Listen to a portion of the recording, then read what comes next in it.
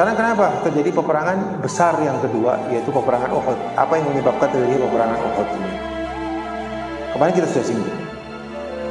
Tentu penyebab pertama adalah permusuhan yang disebabkan perbedaan keyakinan, perbedaan ideologi, perbedaan agama, yang memang dari awalnya sudah terjadi konflik. Bagaimana ketika Islam itu berdakwah di Mekah, mereka tolak, kemudian mereka perangi sampai kaum muslimin hijrah di Madinah. Dan ketika kaum muslimin hijrah di Madinah, kemudian kaum muslimin mendapatkan dukungan dari penduduk Madinah sehingga mendapatkan kekuatan, mendapatkan basis geografis di sana. Kemudian ini mengganggu sekali buat orang-orang kafir Quraisy. Mereka tidak ridho bahwa agama yang dibawa oleh Rasulullah SAW, yang mana banyak dari keluarga mereka, saudara mereka, kerabat-kerabat yang dulunya sama-sama menyembah berhala jadi ikut kepada agama tauhid ini. Mereka tidak ridho. Maka ketidakridhoan orang kafir kepada orang Islam itu sesuatu yang pasti. Sesuatu yang pasti. Kalau kita lihat di dalam Al-Quran, hal seperti ini diulang-ulang oleh Allah Subhanahu wa Ta'ala dalam Al-Quran. Kita bisa temukan di banyak tempat tentang ketidakridhoan ahlul kitab, baik orang Yahudi maupun orang Nasrani terhadap orang Islam, baik tidak keridhoan orang-orang musyrikin, penyembah berhala, penyembah patung-patung dan seterusnya, yang mereka tidak ridho dengan kaum muslimin, baik yang agama samawi maupun yang bukan agama samawi. Mereka akan pasti berusaha ketika mendapatkan kesempatan untuk menghancurkan dan memerangi umat Islam, mereka akan lakukan. Itu diulang-ulang dalam Al-Quran pembahasannya. Kemudian sebab yang kedua adalah kekalahan dalam perang Badar, yang menyebabkan banyak sekali orang-orang Mekah yang terbunuh. Dan orang-orang yang terbunuh ini itu ada 70 orang, belum lagi yang ditawan oleh kaum muslimin, 70 juga. Ini 70 ini menyebar. Ada yang dari kabilah fulan, dari rumahnya keluarga fulan, dari rumah keluarga fulan. Si keluarga fulan kehilangan keponakan, yang itu kehilangan saudara, yang itu kehilangan paman, yang itu menyebar di Mekah. Ini kehilangan orang-orang dalam keluarga mereka, itu menyebabkan permusuhan yang sudah ada karena permusuhan keyakinan semakin membesar. Permusuhan itu kenapa? Karena mereka merasakan mereka kehilangan orang-orang penting di tengah mereka, belum lagi kehilangan tokoh-tokoh mereka. Kalau kemarin sebelum perang Badar, mereka senantiasa melihat bagaimana Abu Jahal, bagaimana tokoh-tokoh kafir yang lain duduk bersama-sama, ada di depan Ka'bah, ada di mana. Mereka menyaksikan, mereka kumpul tokoh-tokoh itu di depan. Dan banyak dari tokoh-tokoh tersebut mati di dalam peperangan Badar. Sekarang mereka kehilangan tokoh-tokoh besar mereka. Bagaimana posisi Abu Jahal di tengah mereka itu luar biasa. Sekarang nggak ada lagi. Tokoh-tokoh itu hilang. Apa penyebabnya? Dibunuh oleh kaum muslimin. Nah, seperti itu. Sehingga ini menyebabkan dendam yang luar biasa. Kemudian yang ketiga, masyarakat Quraisy, orang-orang Arab yang ada di Makkah itu mendapatkan sanjungan dan kedudukan yang tinggi di kalangan masyarakat Jazirah Arab. Posisi mereka yang di Mekah, di sana ada Ka'bah, di mana orang-orang sebelum Islam pun itu melakukan haji tiap tahun. Datang waktu musim haji, mereka tuannya siapa? Tuannya adalah orang-orang Quraisy. Itu kedudukan yang tinggi di kalangan orang-orang Jazirah Arab. Dan dikenal orang-orang Quraisy adalah orang-orang yang pemberani, orang-orang yang suka menghormati tamu, yang menjamu jamaah haji, dan mereka juga adalah para pemberani dan petempur yang berani. Kekuatan yang nyata, yang real di tengah Jazirah Arab, dan itu betul-betul dihormati oleh semua suku yang ada di Jazirah Arab.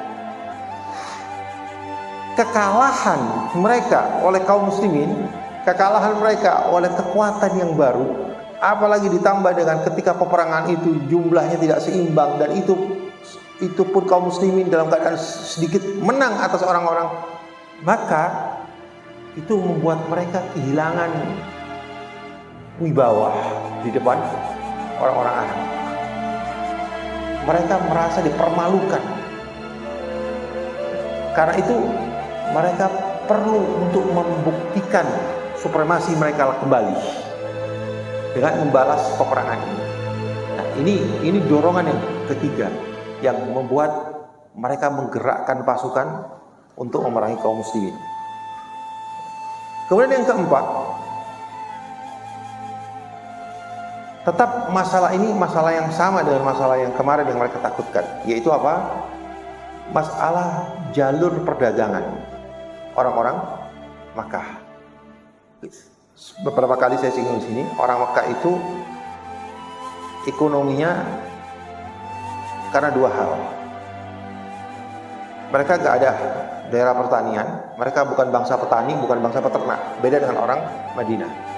Di Madinah pertanian, kurma, kemudian peternakan, unta dan sebagainya. Di Mekah masyarakatnya bukan masyarakat petani dan bukan masyarakat peternak. Kehidupan mereka hanya bergantung pada perdagangan. Dan perdagangan mereka itu dilakukan ke Yaman dan ke Syam. Dua jalur ini harus ada. Kalau satu jalur ketutup, maka mati jalur yang satunya. Kenapa? Posisi Mekah yang ada di tengah-tengah ini, di antara dua masyarakat dengan peradaban yang besar, yaitu Syam dan Yaman. Syam di bawah Romawi, Yaman di bawah Persia. Masyarakat yang besar, peradaban yang sudah lama, dua ini. Posisi masyarakat Mekah ada di tengah-tengah. Ini dimanfaatkan betul orang-orang Mekah. Dengan apa? Mereka menjadi perantara, membawa barang dari Syam ke Yaman, membawa barang dari Yaman ke Syam. Ada barang-barang yang khas adanya cuma di Syam, gak ada di Yaman, dibawa oleh orang Mekah ke Yaman. Demikian juga sebaliknya. Kalau satu jalur ini terputus, mati ekonomi orang Mekah. Maka itu yang disebut dalam Al-Quran Rahlatus Syita'i was Saif, perjalanan di musim dingin dan perjalanan di musim panas. Nah, sekarang masalahnya perjalanan ke Syam, di tengah-tengahnya ada kaum muslimin, di tengah-tengahnya ada musuh yang akan memutus perjalanan ini. Sebagaimana yang terjadi dalam perang Badar. Sehingga sampai sekarang orang Mekah merasa tidak aman. Ekonomi mereka terancam dengan keberadaan kekuatan kaum muslimin. Maka mereka tetap kemudian berpikir mau tidak mau harus kita lenyapkan kaum muslimin yang ada di Madinah. Nah, disitulah kemudian mereka menghimpun pasukan yang besar dan kemudian mereka bergerak berangkat ke Madinah dengan tujuan-tujuan motivasi hal-hal tadi itu. Pasukan Mekah ini berangkat dengan kekuatan 3 kali lipat dari kekuatan Badar. Coba bisa kita bayangkan, kekuatan Badar sudah besar, 1000 sekian. Ini kekuatannya 3 kali lipat. Ada 3000 petempur dengan 200 pasukan kuda. Ini besar sekali, 200 pasukan kuda, 3000 petempur, ya, belum ditambah pasukan naik onta, ya, dalam jumlah yang besar. Kemudian 3000 kekuatan tempur tadi itu ditambah dengan para wanita-wanitanya yang ikut juga, termasuk banyak para pembesar yang mengajak istri-istrinya untuk ikut berangkat. Kemudian seperti Abu Sufyan ya, mengajak Indun, ya, kemudian ya, tokoh-tokoh mereka yang lain banyak mengajak istri mereka, kemudian mengajak budak-budak mereka, dan membawa perbekalan logistik yang besar sekali. Mereka membawa onta-onta, kambing-kambing yang akan mereka sembelih untuk mencukupi kebutuhan logistik pasukan tersebut. Pasukan ini berangkat dengan kekuatan seperti itu dan berangkat pada bulan Syawal tahun ketiga Hijriah.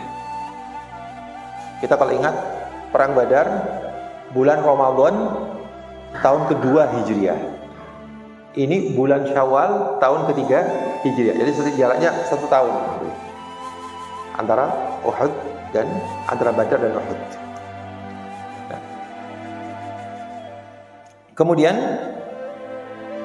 pasukan ini berangkat. Ketika pasukan ini berangkat, kita ingat di Mekah ada beberapa orang Islam yang tidak bisa hijrah ke Madinah. Dan di antara mereka ada yang menyembunyikan keislamannya. Salah satunya siapa? Salah satunya adalah paman Rasulullah SAW, yaitu Abbas bin Abdul Muttalib. Kita masih ingat Abbas dalam peperangan Badar terpaksa ikut pasukan kaum muslimin, bahkan sampai ditawan oleh kaum muslimin. Bahkan kemudian Rasulullah pun menerapkan hukuman sebagaimana hukuman kepada kaum muslimin yang kepada orang-orang kafir yang ditawan, yaitu apa? Ditebus. Dan Abbas termasuk ditebus oleh keluarganya supaya bebas dan kembali ke Mekah. Dan saat itu Abbas mengabarkan kepada Rasulullah SAW bahwa aku sudah masuk Islam sebetulnya, cuman aku belum bisa hijrah. Nah, kemudian keberadaan Abbas di Mekah ini menguntungkan bagi kaum muslimin, karena dia ditugaskan oleh Rasulullah SAW untuk mengabarkan apa-apa yang terjadi di Mekah. Karena situasi Mekah Madinah perang, dua negara yang sedang dalam keadaan perang. Seolah-olah keberadaan Abbas di Mekah ini adalah sebagai mata-mata spionase kaum muslimin. Dan benar terjadi seperti itu. Abbas kemudian menuliskan surat bagi Rasulullah SAW. Surat ini dibawa oleh kurir sampai kepada Rasulullah SAW dan mengabarkan bahwa orang-orang musyrikin berangkat dari Mekah menuju ke Madinah, ya. Di mana mereka berangkat dengan dijelaskan oleh Abbas radhiyallahu anhu, ya, kekuatan mereka. Kekuatan mereka ada 3.000, berapa pasukan kudanya, berapa, dengan rinci. Jadi ini kita tahu dari rincinya informasi yang disampaikan oleh sahabat Abbas radhiyallahu anhu ini, bahwa Abbas bukan hanya sekedar memberitahu kepada Rasulullah, tapi ini betul-betul informasi yang detail tentang bagaimana Rasulullah harus mempersiapkan pasukan menghadapi ini. Sampai diberitahu berapa jumlahnya, berapa, dan seterusnya. Kemudian Rasulullah SAW membaca ini. Rasulullah SAW tidak memberitahu siapapun, tidak menyebarkan di Madinah. Awas ya, ini sekarang kita mau diserang. Tidak seperti itu. Kalau itu yang terjadi, apa yang terjadi? Akan menimbulkan kepanikan di Madinah. Ini kita lihat bagaimana Rasulullah SAW sebagai sosok pemimpin yang agung, yang cerdik, menguasai keadaan dan tidak membuat rakyatnya panik.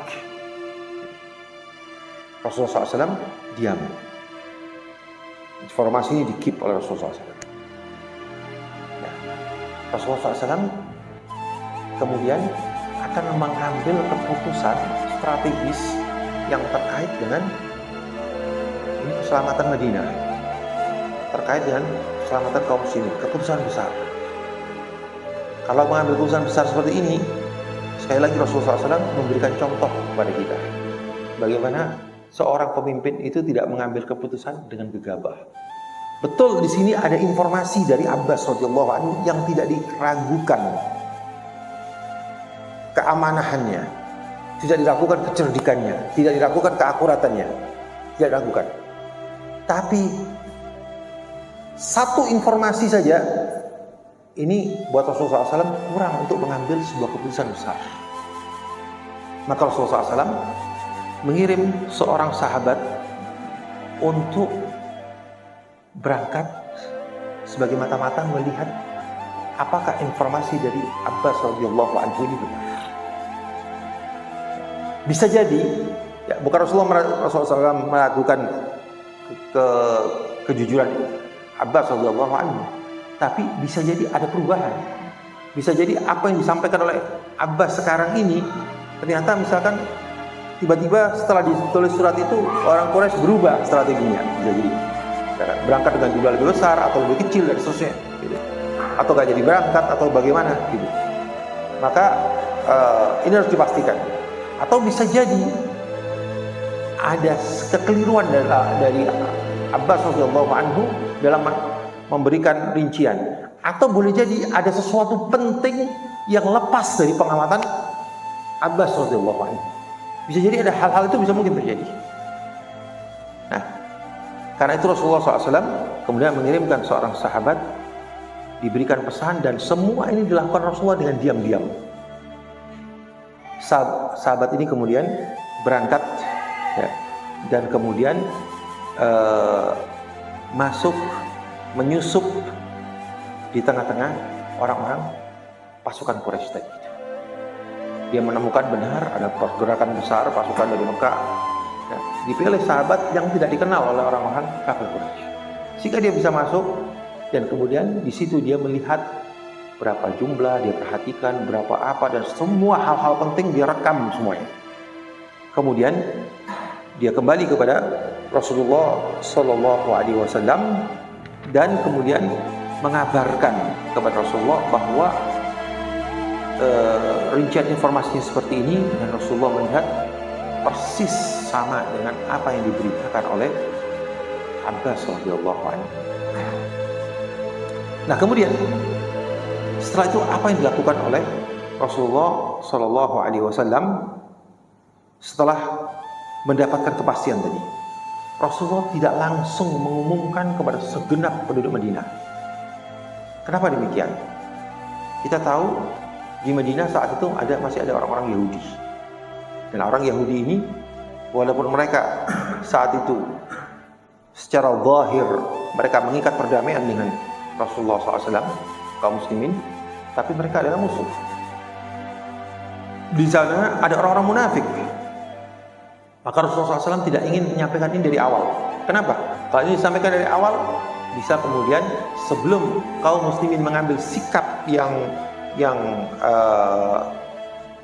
utuh dan yang kuat dalam masalah ini, maka bisa jadi itu akan dikacaukan oleh sikap orang-orang Yahudi dan sikap orang-orang munafik.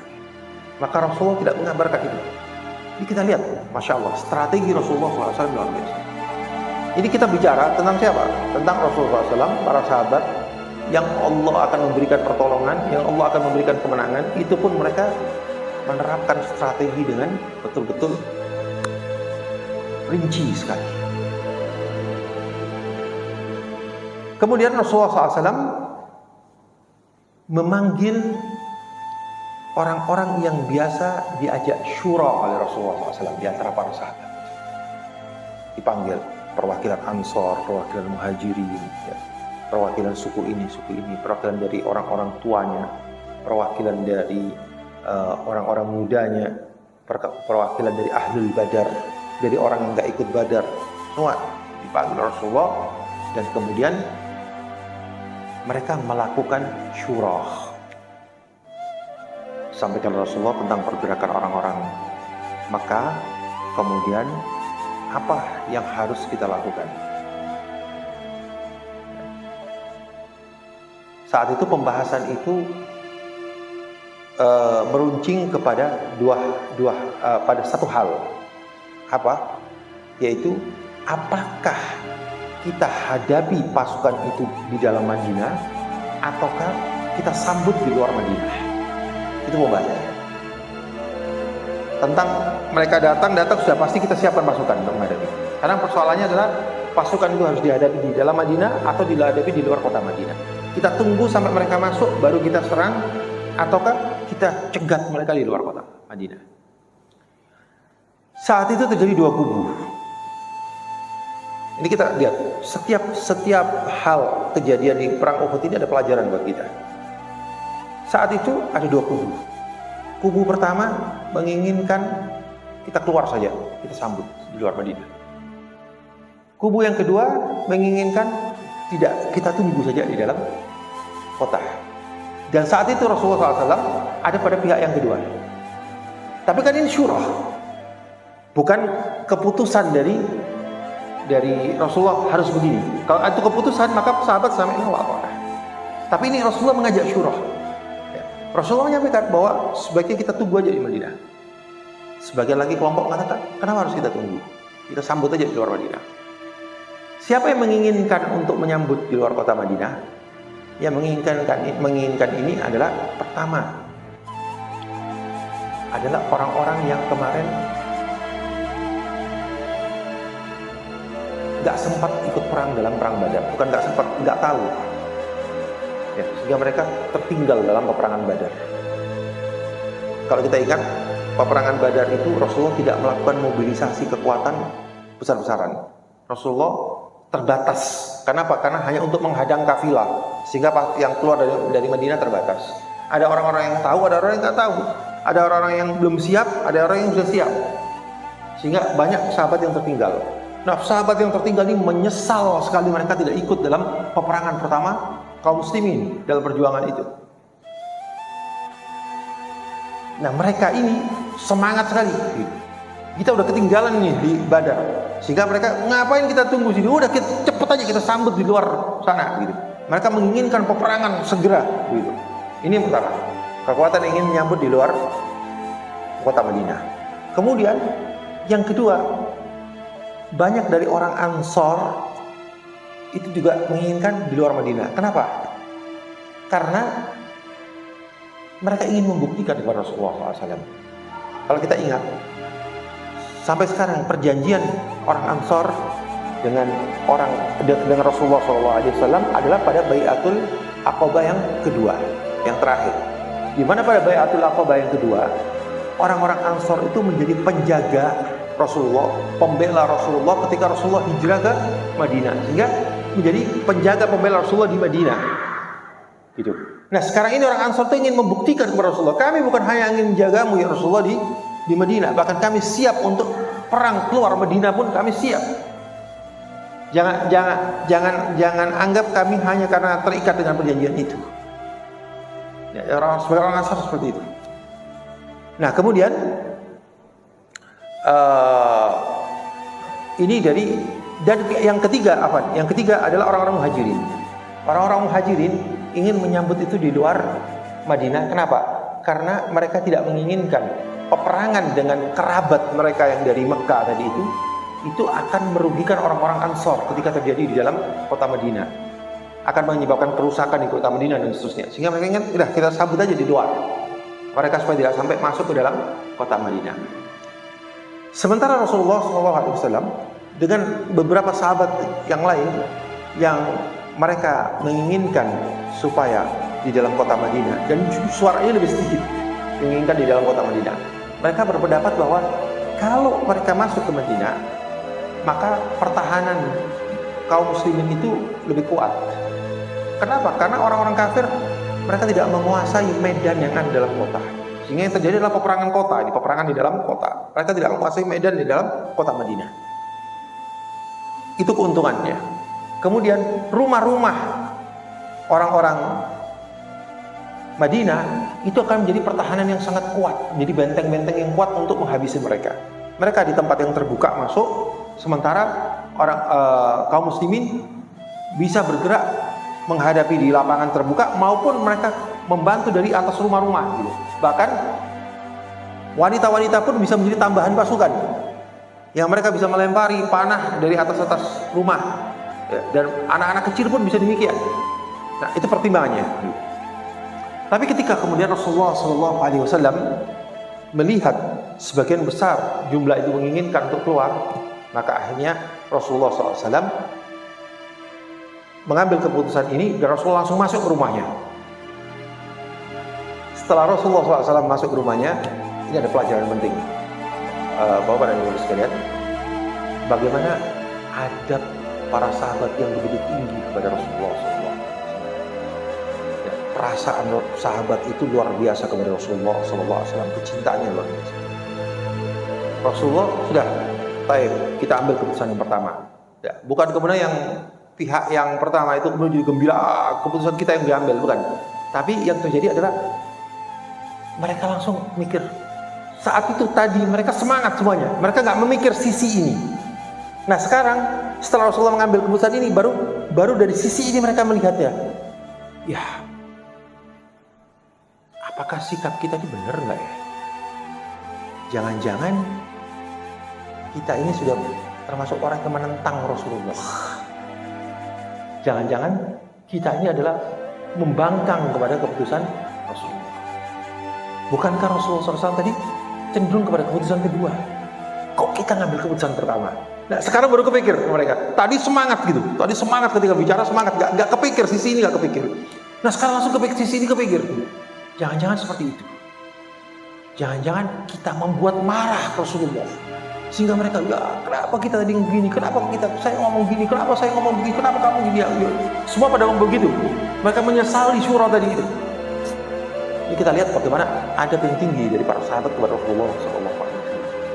Sehingga kemudian mereka memanggil paman Rasulullah SAW, yaitu Hamzah bin Abdul Muttalib radhiyallahu anhu.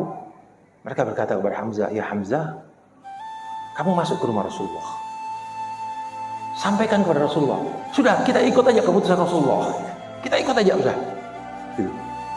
Nah akhirnya Hamzah masuk ke dalam dan kemudian berkata kepada Rasulullah SAW, ya Rasulullah, ini orang-orang di luar ribut, mereka saling menyalahkan satu dengan yang lain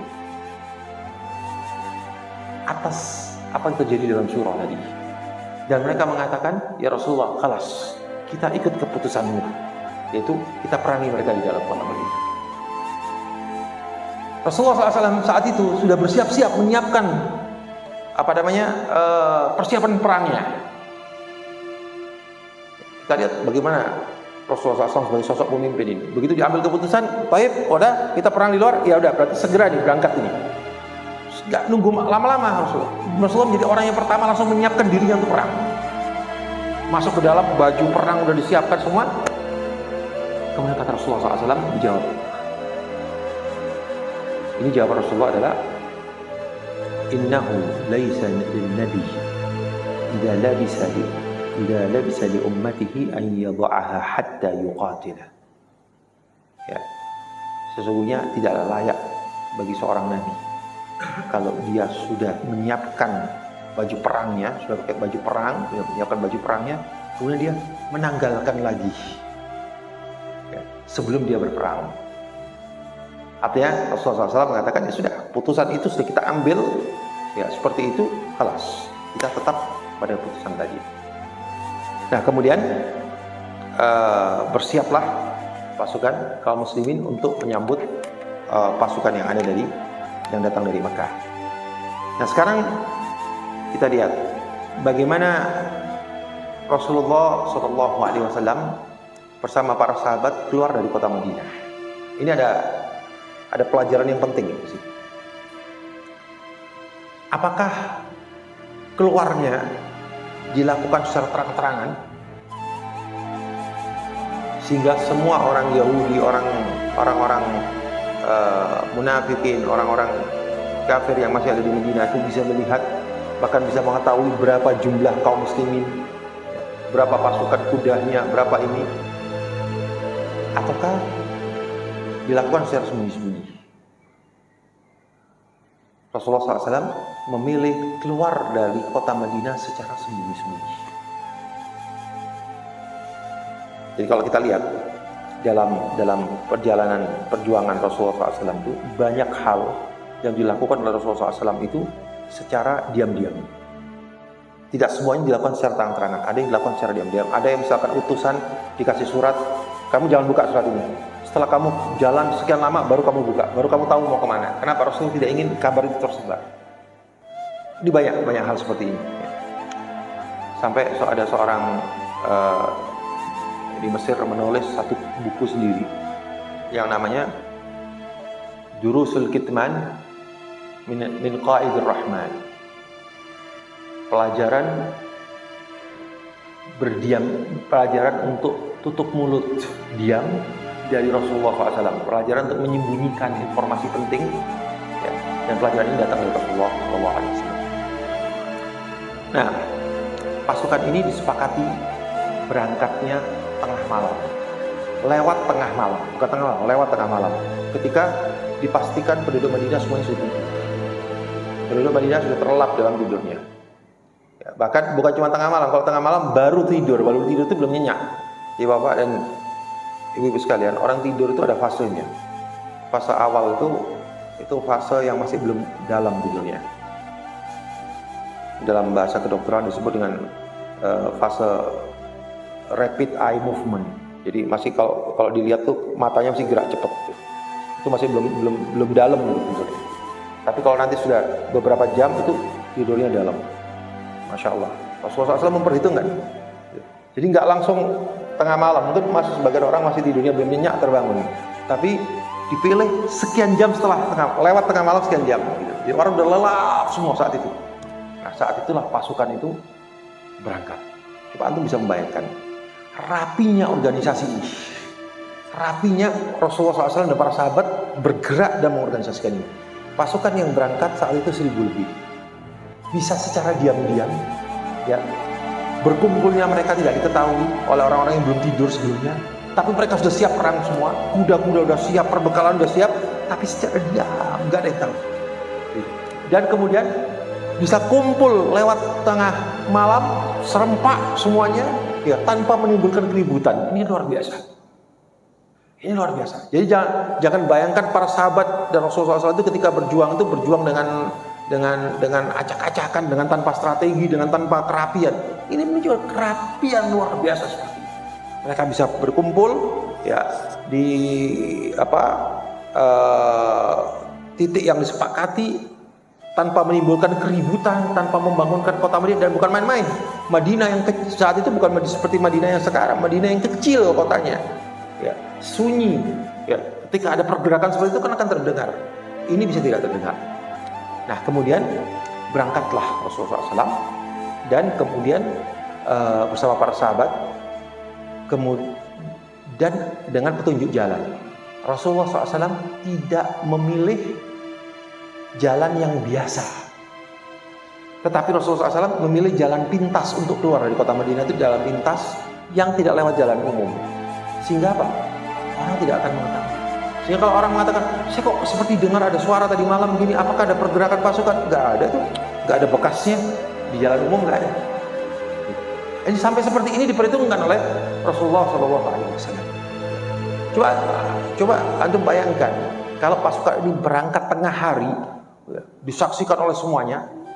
Nanti ada peperangan lain yang Rasulullah berangkat tengah hari, disaksikan oleh penduduk Madinah, ada. Karena saat itu kondisi tidak mengkhawatirkan buat kaum muslimin adanya spionase dari Madinah untuk mengirim kabar kepada musuh. Tapi di sini dikhawatirkan.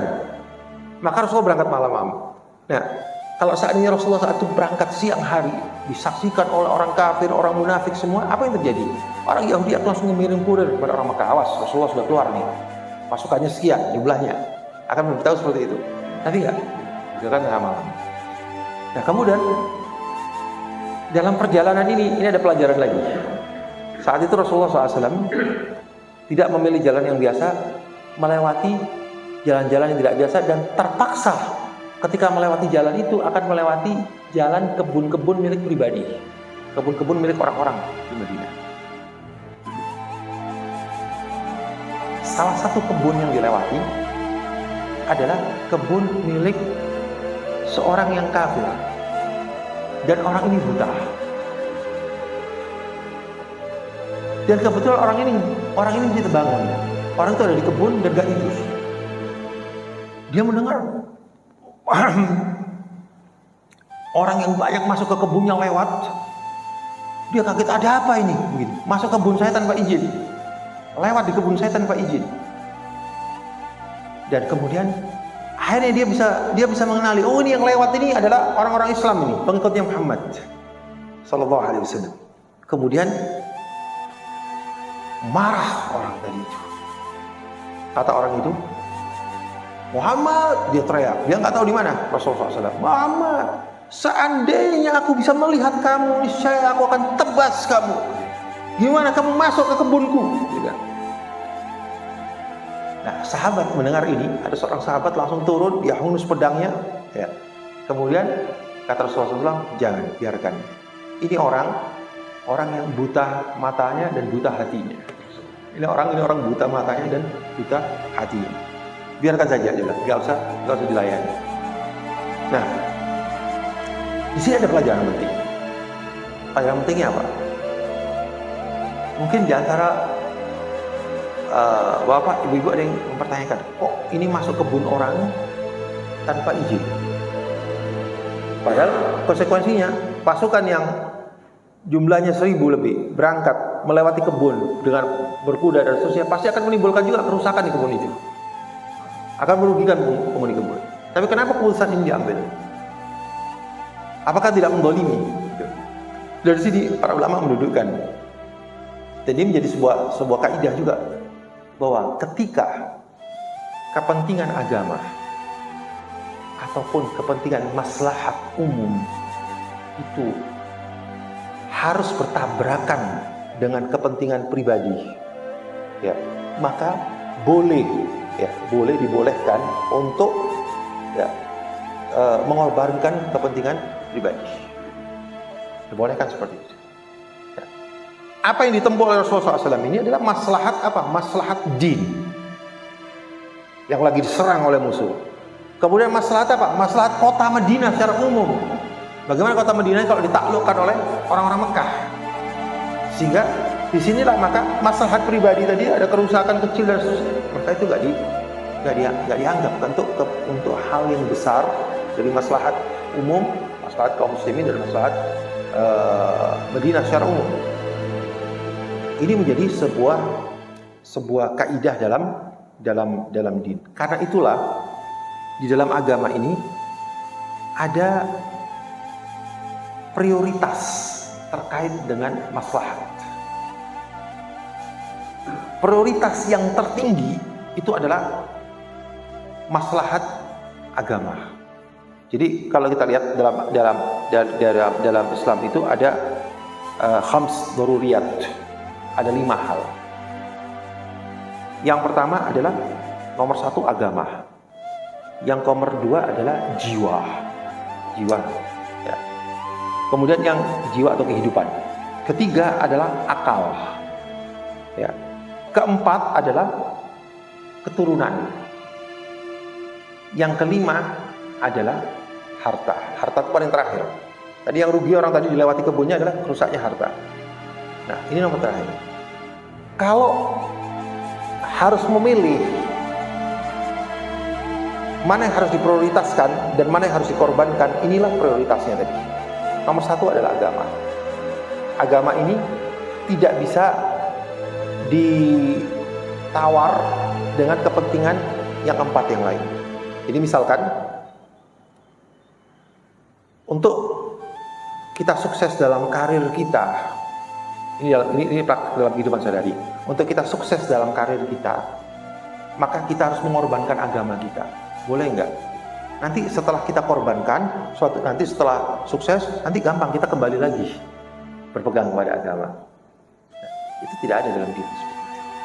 Ya. Kenapa? Karena kepentingan agama ini nggak bisa ditukar dengan kepentingan karir, harta, dan seterusnya.